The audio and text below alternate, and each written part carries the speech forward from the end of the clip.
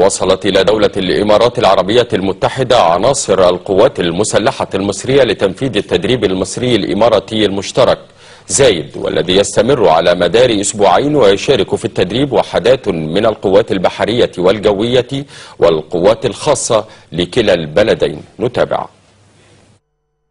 تأكيدا على العلاقات التاريخية والاستراتيجية التي تربط البلدين الشقيقين في كافة المجالات، وصلت إلى دولة الإمارات العربية المتحدة عناصر القوات المسلحة المصرية لتنفيذ التدريب المصري الإماراتي المشترك زايد 1، والذي يستمر على مدار أسبوعين بمشاركة وحدات من القوات البحرية والجوية والقوات الخاصة لكلا البلدين.